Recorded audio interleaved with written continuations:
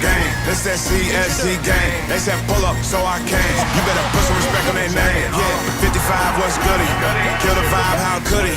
Big Carter on the hoodie. Let me break it down for you fully. This ain't your average broadcast. This ain't just no podcast. Them other shows spread fake news. We just call them broadcast. West, Joey, Sam, Shawn, Dalton. And you know that boy Higgy. He said he don't want no small fries. Tell them they better make them biggie. Yeah, you already know what we be on. We got the crown, we hold the throne. We throw the mails and you take them home. When they ring the bells, you know that it's home. The bar set, we setting the tone. If we set it, then set it in stone. Sit in the seat, set up your phone. You in the car, no sports zone.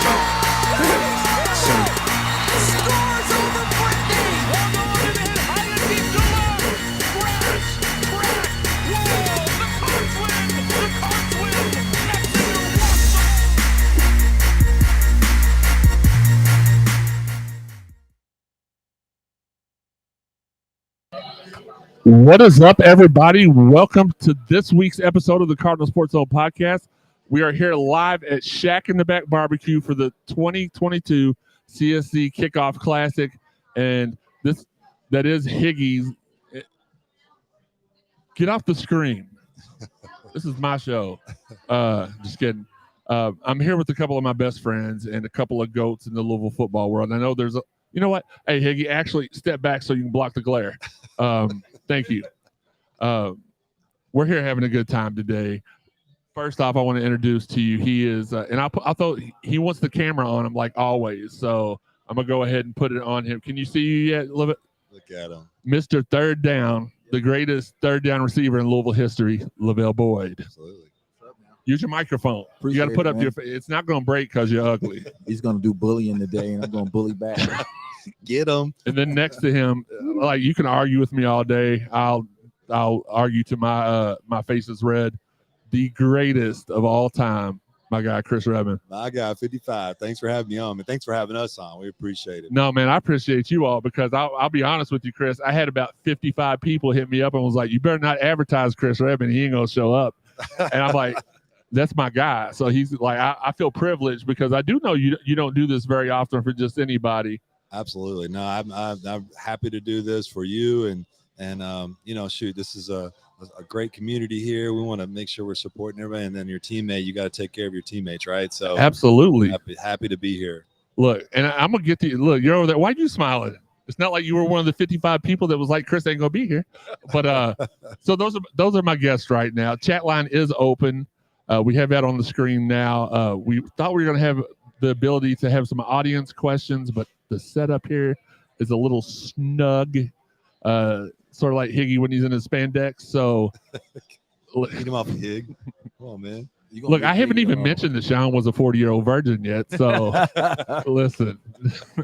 All right, so let's jump right in. This is Cardinal Sports Zone Podcast coming to you live from Shack in the Back BBQ, CSZ Kickoff Classic, and I just wanted to go ahead because I asked y'all for a little bit of time, and I appreciate y'all coming out here. So I kind of want to go over like our background, how we met, and everything. Lavelle, I'll start with you since I've known you the longest. You were like a big brother to me, mostly because you were older. But it's weird because you were like 3 grades behind me. But I'm just kidding. Yes. Look, I haven't got to see Lavelle in a while, so I'm busting his chops a little bit. He knows I love him. He knows. But literally, my senior year of high school. You trying to hit me or something? I was working out hard my senior year. I was up at the Y every day, ready to make the team, ready to make a difference. And I see this little scrawny kid walk in. You can tell he wasn't from around here because he just had a different kind of what the kids call these days swagger that the Louisville kids didn't have. And he just acted like he owned the place. And he's like, "Hey, man, spot me. Not can you spot me? Hey, man, spot me." So I was like, okay. So then I didn't see him anymore that day. And I went over to my friend Tony's house. It was a girl that like I had a crush on, I guess you would say. You know, my wife's here in the audience. So I'll say it. I had a crush on her. And I'll be danged if I didn't pull up and this dude was walking out of her house. I was so deflated, so angry, so upset. What is wrong with him? Welcome to the show. Welcome to the show. But no, we just hit it off from there. We've been, you know, gosh, the amount of things we've been through together, we'd need 3 hours or more to be able to go through all that. So I thank you from the bottom of my heart for you coming out here. This is a big show for us, a big sponsor for us. They love you. As soon as I told them it was just y'all two, they were like, y'all don't need any more than that. Those are two of our favorites of all time. Chris, with you, we met a little different. I had, so I took a year off of football after I graduated high school, and I broke my foot. I was heading down to Campbellsville to play, ironically, and I broke my foot. Like I had something telling me like that wasn't my path. That wasn't where I was supposed to be at. And then Ron Cooper had been announced as the coach, and they put his press conference live on TV. And Ron, I mean, I don't know about you all, but he still, like, I still communicate with him all the time. He checks up on me.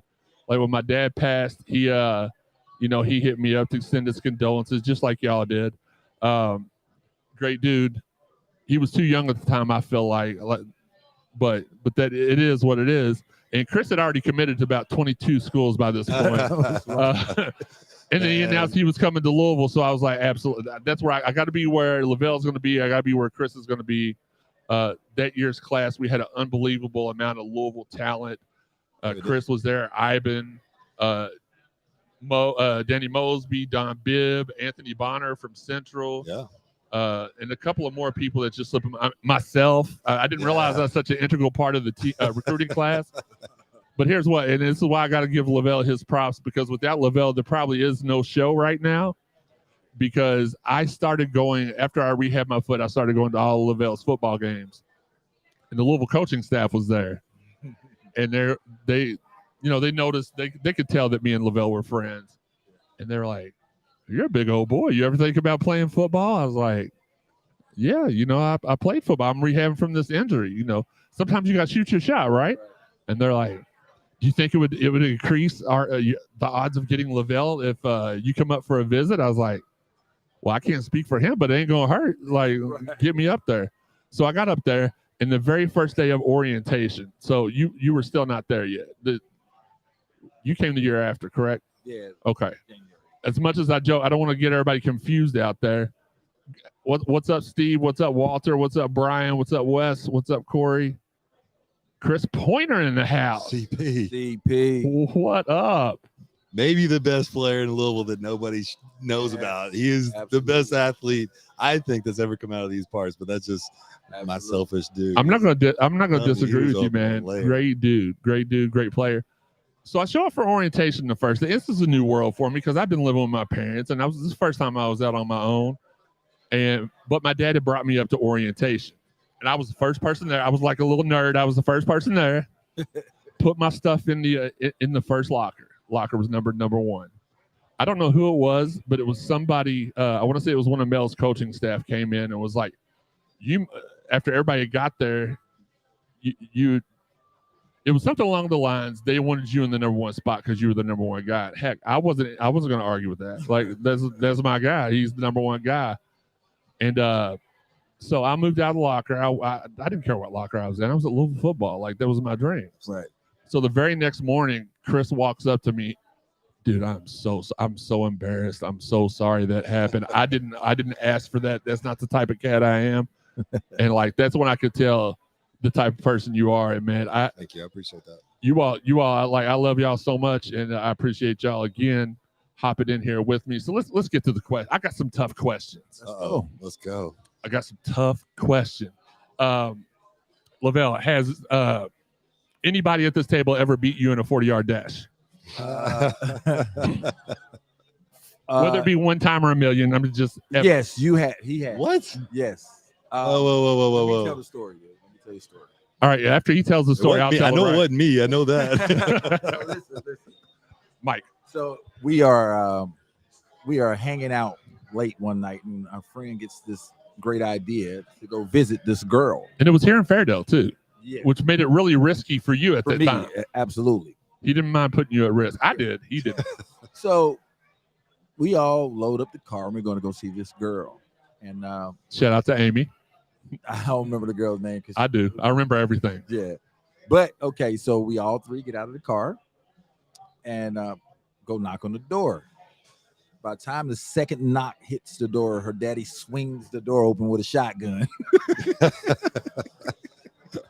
And these were two, like, even at that point. So I was a senior in high school. So I was 6'5", about 255 solid, not like I am now.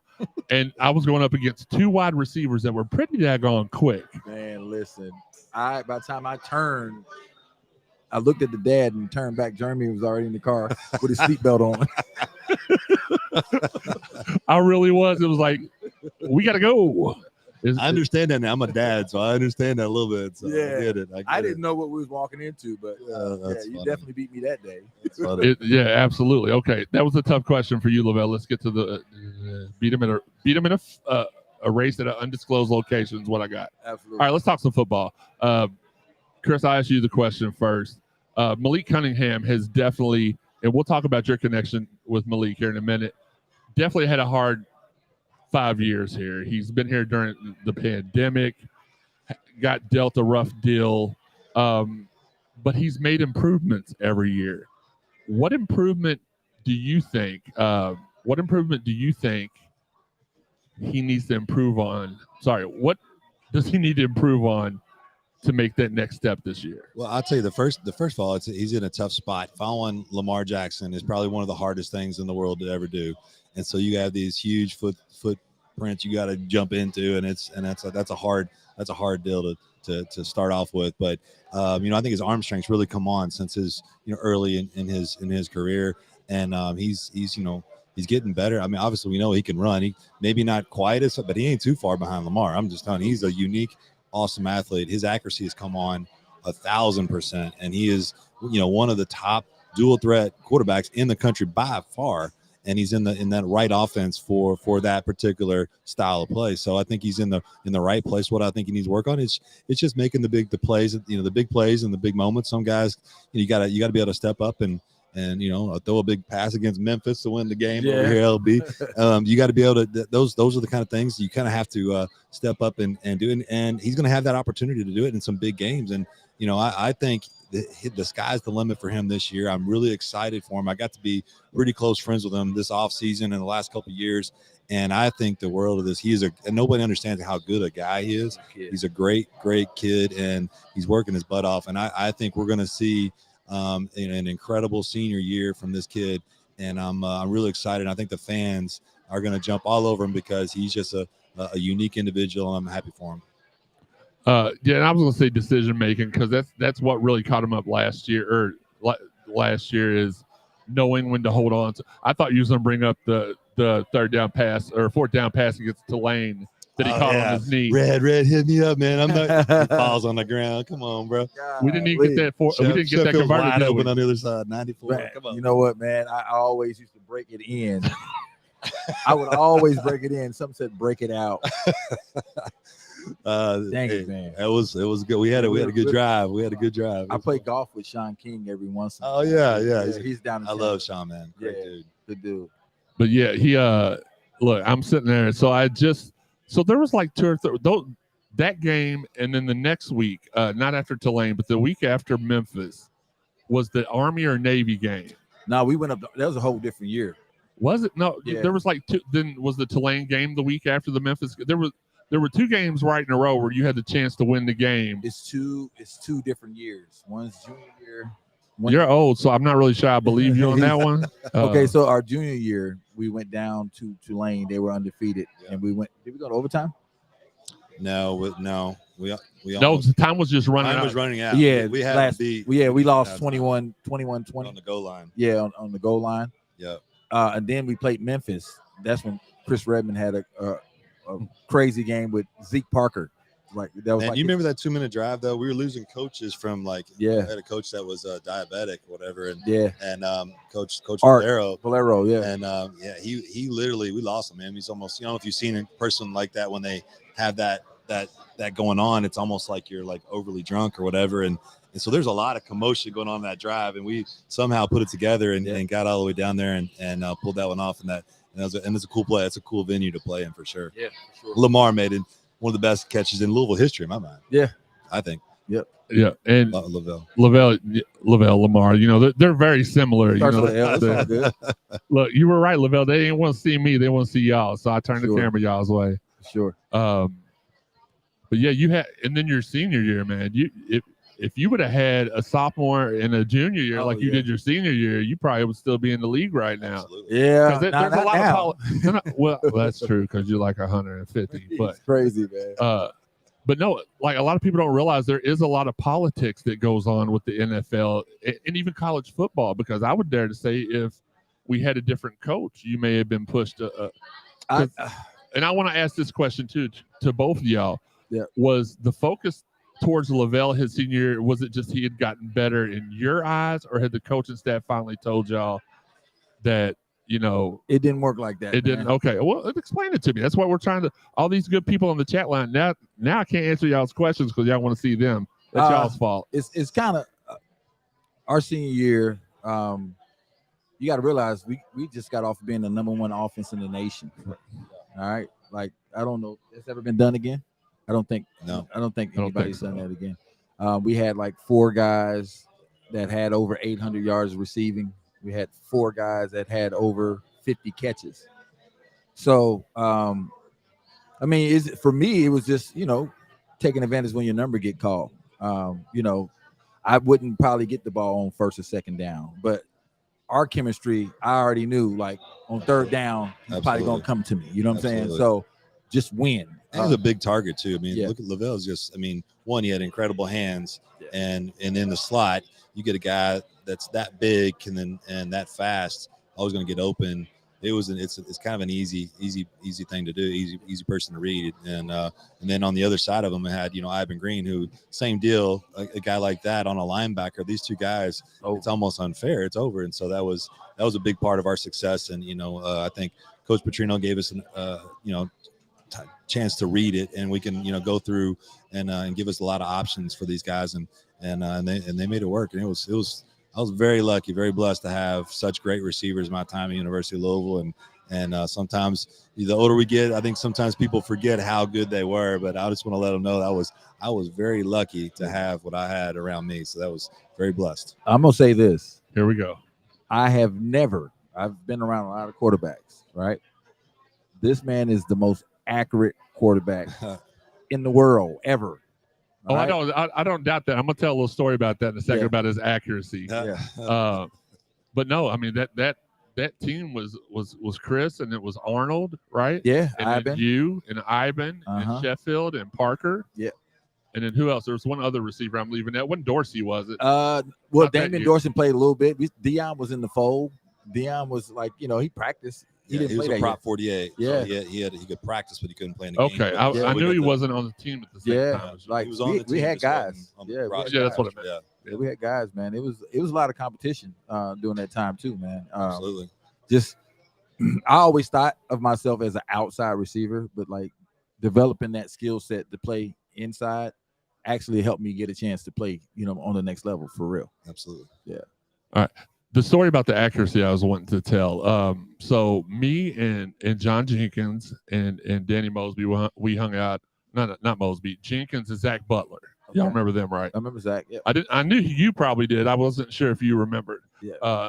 We were hanging out in the quad, and all of a sudden I hear, "Watch out!"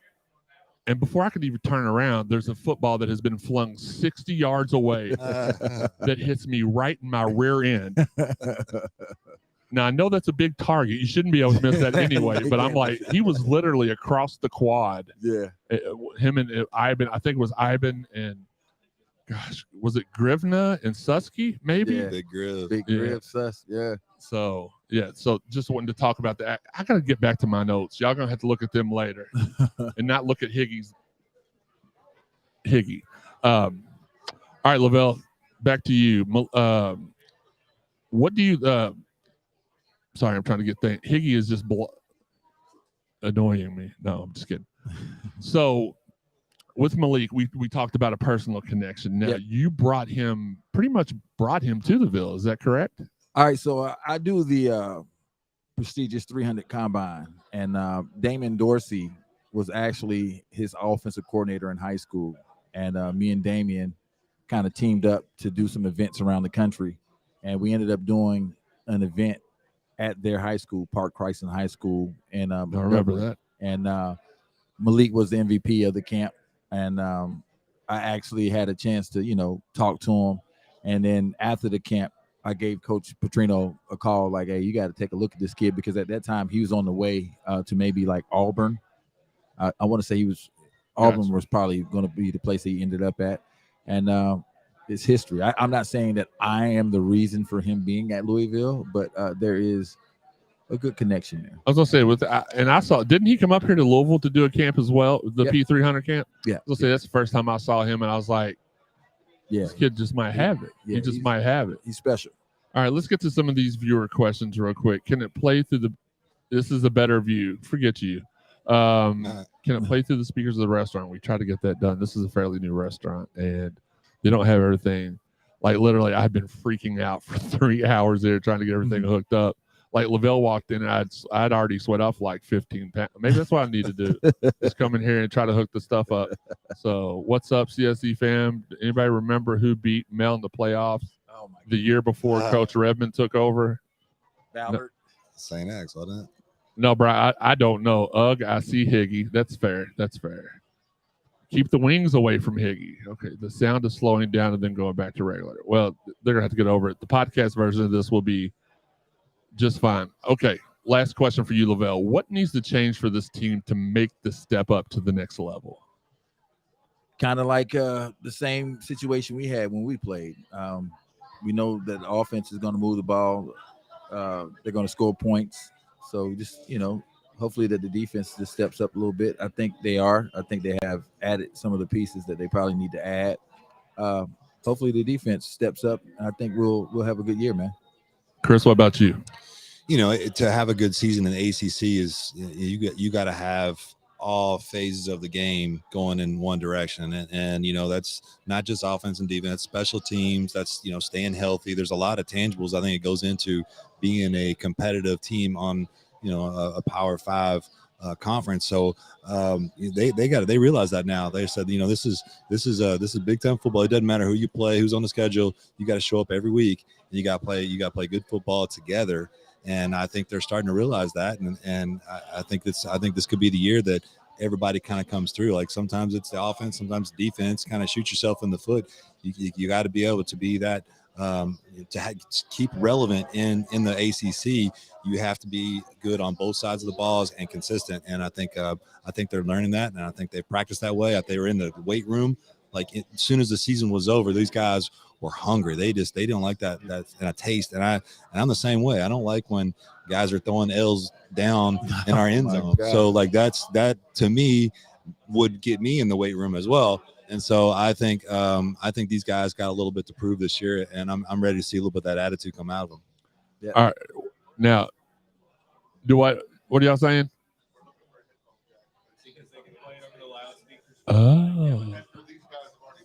Oh, okay. Well, that's what's been going on here. That's the frustration here. I know, Chris. I know you don't like to do predictions a whole lot, so I won't ask you to do the season prediction. First game of the season is Saturday night, a week from today, 8 p.m. versus Syracuse. I'm just going to ask you for one game, because normally I ask you for the whole season. You very politely tell me, I don't want to jinx us. I don't want to do that. So what is your prediction for this for the season opener?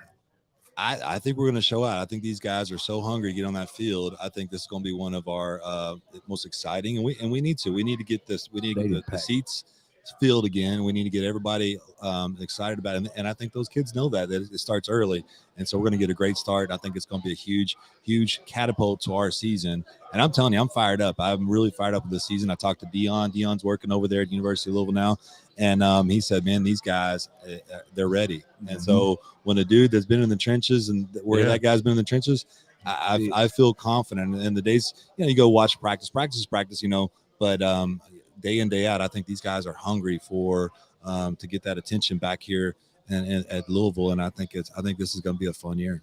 And shout out to Dion. He was going to try to be here today. I texted him yesterday morning, just like I did you two, to remind him. Hadn't heard back from him, so I know he's probably busy visiting with family and stuff. So shout out to him, man. We missed you being here. Like that would have been. This is the best though. I mean, we didn't need him talking. No way. We got you silly man. What about? No, I'm accurate. All right, Lavelle. What is your expectation or prediction for Saturday night's game? I definitely think that the stadium is going to be electric. I think that everybody's excited. You had the pandemic year, then you had the iffy year, which was last year. Now, guys have been around for a while. They're starting to learn the expectations. For me, just getting the opportunity to come back around for the first time, in a long time, where the doors are open, it feels inviting. They are, embracing the past, and just that pride, that pride that you're not gonna allow people to come to the field and do the L's down. That to me is going to be the way that they play the entire year, with some pride, with some oomph, and I think that definitely will take care of Syracuse. Yeah, I mean that kind of like stomping on the bird in the past. You think the L's down would give us a little bit more sense of urgency. It's just not. We just let everybody do it. And like, if it was us growing up in the neighborhood and somebody did that, we'd have put their A down on the floor. Lavelle, tell everybody what you got going on right now. I know you're doing the P300. Is that what you got right now? The P300 is going to start back up beginning of next year, 23. Just give it some time. The pandemic kind of derailed what we had going on, but we are helping the community. If you want to check out sturdymindset.com, if people are in need of health services, people who want to get their credit repaired, we have that there. So sturdymindset.com. Can you alter a credit score? I cannot alter it, but we can help it. I was gonna say Teresa needs some help because he just bought a new car and a new bed. Yeah, and it'll make it go down quickly, right?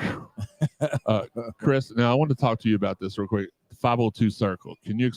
I'm so excited about that. Yeah. Can you tell everybody, like for the common people, like Higgy and John Lindemann, these guys that don't really understand English too well? Can you explain to them what the 502 Circle is? And you got a lot of great people. I mean, Larry O'Bannon's on there with you. Man, we just signed Master P. Man, we got Master P on our, what? Yeah, no, we got a great board and a lot of great former University of Louisville in all sports. And, it's a collective, which means they're going to try to collect money and for an NIL positioning in a lot of unique ways. So we're going to get the community and have multiple ways getting the community involved because this is the new wave of recruiting. This is the way. If Louisville is going to win an ACC championship, we have to do something similar to this, this is it. And so in 5 we got the right people behind it. Mark Spiegel is he's the head of this, and he's putting this together. And there's going to be a lot of ways for the city of Louisville to connect with these new recruits and active players to get some money in their pockets, because that's a big asset for us to have moving forward in the future. And that's just the way recruiting is going to be. So if we don't change with the culture and change what's going on, we're gonna be sitting in the back seat. And I don't think anyone around here wants that. So hopefully Louisville will understand that, get behind it. And there's so many ways we can that they'll be able to connect with these players, and it just gives them the avenue to do that. That's really awesome. And I'm on the board, so that's what I'm. Absolutely. Can you imagine if Chris Redman could have got? Oh my God! Oh my God! I was the parade national player of the year right now. That's going for about $8 to $10 million right now, as far as coming out of high school. So there's a lot of money. It's a great, and you never. I mean, shoot, I would have said Lavelle would have had a 10-year stint in the league, and you just never know how careers. Like you say, politics. There's so many things that go on. It's a lot of luck. I mean, that's just the reality of the situation. I was in Atlanta, and there's a dog fight. Next thing you know, started an opportunity. That's the way. That's the way things happen. And you get a chance to play in big games. And obviously, when you have your opportunity, you have to perform. But at the end of the day, there's a lot of tangibles out there that go in. There's a lot of great players that never step a foot on an NFL surface, and it's a shame. But that's the way life works. And I was very fortunate to get some opportunity and took advantage of it. Absolutely. And I do want to mention this, the NIL stuff is just crazy, because I feel like you would have got money too. It would have been to right? I needed it. It would have been to put like a bag over your head, but you would have got some cash, man. Yeah, I definitely could have used it. And they would have slid me some just to keep you there. That's crazy, man. But I'm excited for the kids though, man. No, it's an awesome idea. We're living in a great time. Like I said, just to name a few people, I know Larry O'Bannon is a part of it. Master P is a part of it. Angel McCautry. Yeah, she is. Mal Comerford, is that correct? Yeah. And I'm trying to remember David Padgett. David Pageant's on there. And Jake Smith, correct? Jake Smith. But that was just all from memory. I know you couldn't have even named two. Tendai Chersika's on board now, I think, as well. And Danny Mosby will be helping out as well. So we got some great guys. That's awesome. Local great people. And I think that's what makes it run is the people. Look, I have, other than you two, Tendai and Danny, I probably kept up with the most since we left Louisville. And just great dudes. Like, we were lucky enough to not only have good players, but great people. Absolutely. Like, we don't have to worry about y'all being in the news for ignorant stuff. Watch out for Danny Mosby's son. His name's Man Robinson. This kid is a stud. He's going to the Christian Academy, and he is a stud. So congrats on a big win last night. Yeah, too. we got the dub. Yeah, we sure did. Y'all got like 100. We played North Bullet last night, and had a good win. And so we got a couple weeks away from an LCA game. We got a kid that's got some big time quarterback offers. We're excited to play against him and at Lixton Christian. So. There's 100 former Louisville football players that are on staff at Christian Academy. We got a good staff for sure. So Jason Hill, what's that? Big Jason. Big J Hill, yeah, he's there. So Tobridge is there. Colin Hoba is there. Obviously, Chris Hunter, Mr. Football, Dougie Beaumont, Doug Beaumont, Bilal Powell. Don't he coach like the elementary school? Yeah, and I got a whole Hunter Cantwell is our head coach, and Hunter does an outstanding job.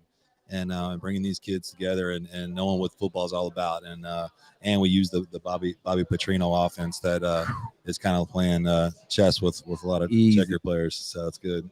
Yeah, that's the easy. Before you head back, we're gonna have to go catch one of the games. I definitely will. We'll ride out and catch one of the games. Definitely, I'm out there by it. You got to give my son some wide receiver tips, man. We train, baby. We gonna do it. Absolutely. I just can't believe it, man. Watching. Now, I've been watching your kids grow up for like 50 years, but like with Chris's kids, man, they have just seeing your kids grow up on Facebook because your wife puts everything on Facebook. Yeah.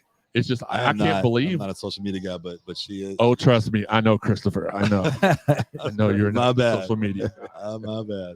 I love it because I get all the attention that I deserve and need. But guys, I appreciate y'all coming out. Thanks for having us. We are going to take a small break. I don't know how this is going to work, but we're going to take a small break and come back to you all that are joining us via stream. But again, this has been, let me turn it around. My QB, my wide receiver. I was just a dude. I had the luck of being behind Ivan Green and Miguel Montano. Where's Miguel, man? I just saw him playing golf the other day. He looks good. He looks like he could still run a post route. Absolutely. The curl run a crazy post, but you never know what he's going to run. Worst luck. What? Wait, why am I not in the picture? Did you? Why'd you put it back like that?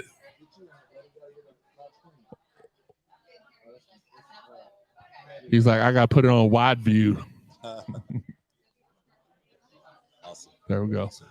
All right, we are gonna. I guess what we'll do is we'll stop the stream and restart it, and we'll do the same with the show, and I'll edit the show together later. But this is the 2022 CSZ Kickoff Classic. I'm a little nervous. I don't know. I have been nervous, not because of y'all, but just because no. You tried to make me nervous. I mean, not you. The people that told me he wasn't going to show up try to make me nervous. But we'll be back here in a few minutes. We appreciate y'all. Segment 2 is going to be me and the Cardinal Sports Zone podcast guys.